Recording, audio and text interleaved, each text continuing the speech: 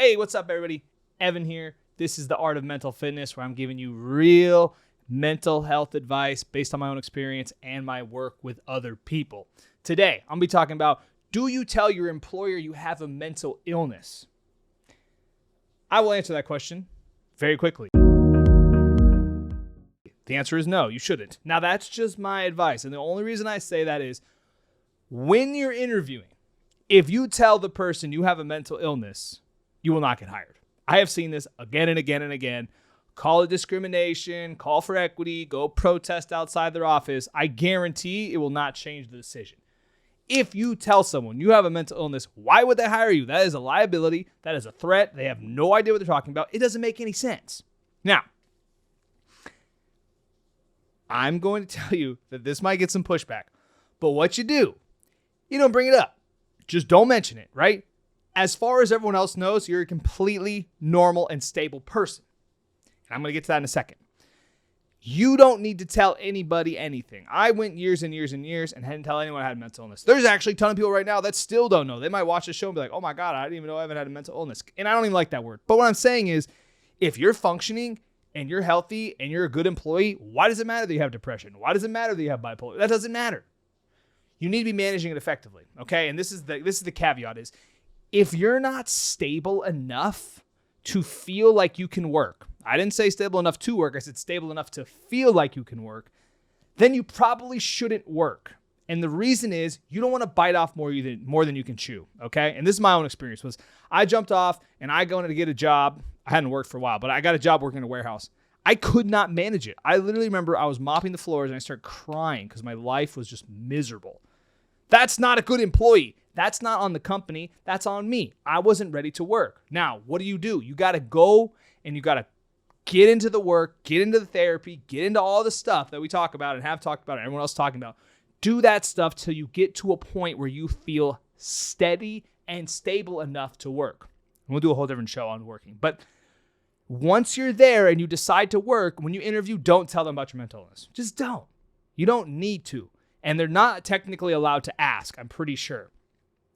But what you can do, and you can do this, is once you get hired, there's that piece of information like, do you have a disability?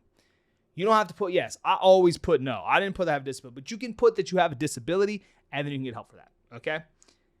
The best way I've seen this managed, right, is actually to put no, I don't have a disability.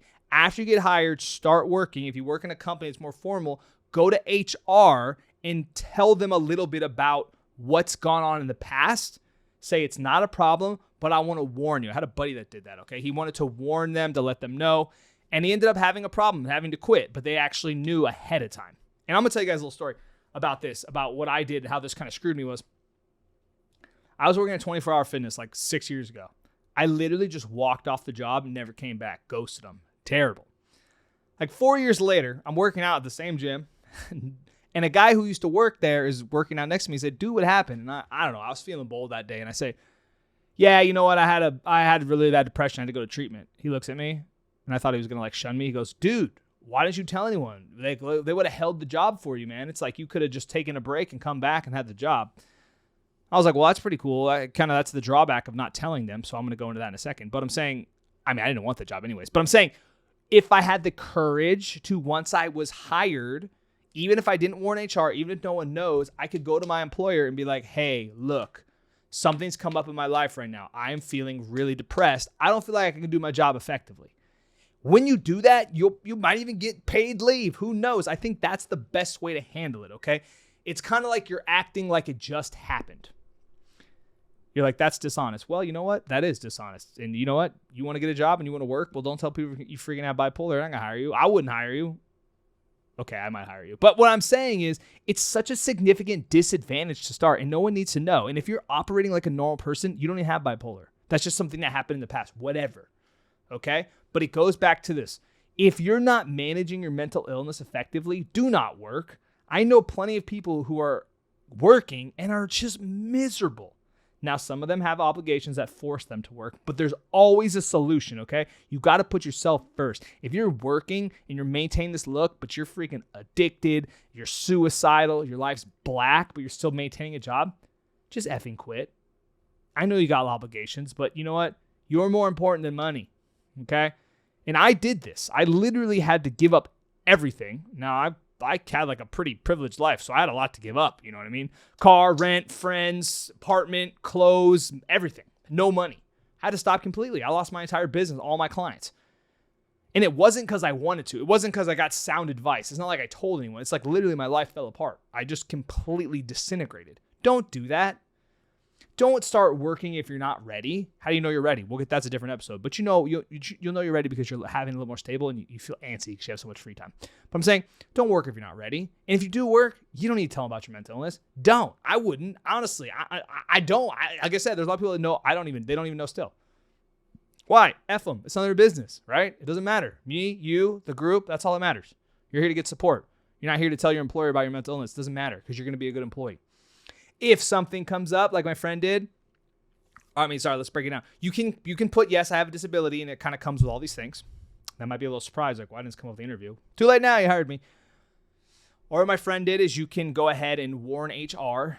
His thing was insomnia. It's like, hey, I have struggled with insomnia in the past with like work and stress. I'll let you guys know if something comes up, right? That's cool. That's like pretty courage. Or, like I said before, what I would consider my advice is, keep doing it. If you start having problems and you can't manage effectively, it's too much stress, go to the employer and be like, hey, look, I'm having some serious issues. It takes gall, which means it takes courage.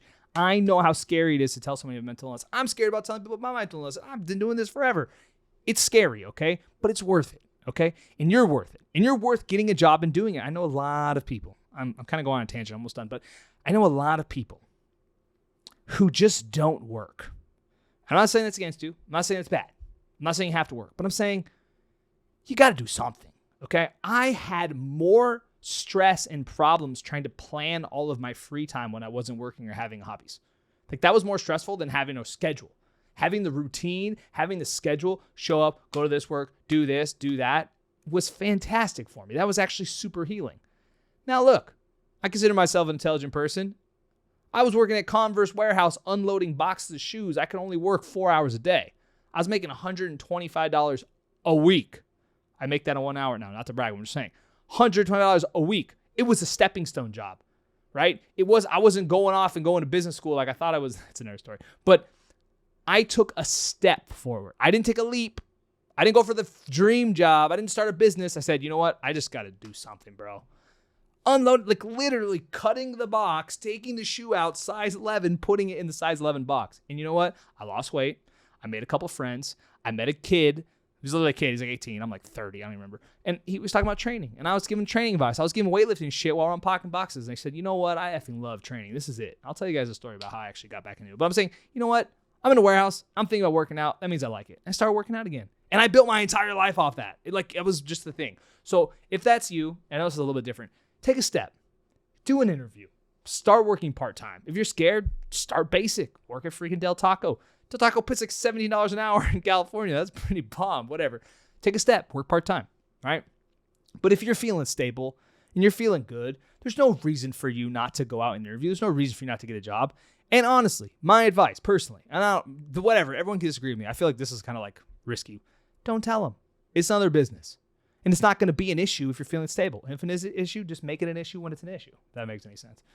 All right, guys. It's a little short episode. We're just growing right now. We're just building some things up. I'm messing with the setup and stuff. Love to hear your feedback. The videos aren't super popular right now, but we're just starting. So if you can, you watch all the way to the end of this video, please send this video to someone you know, or tell someone about it. Just tell someone, like, hey, I knew this guy is doing this thing. It might be helpful.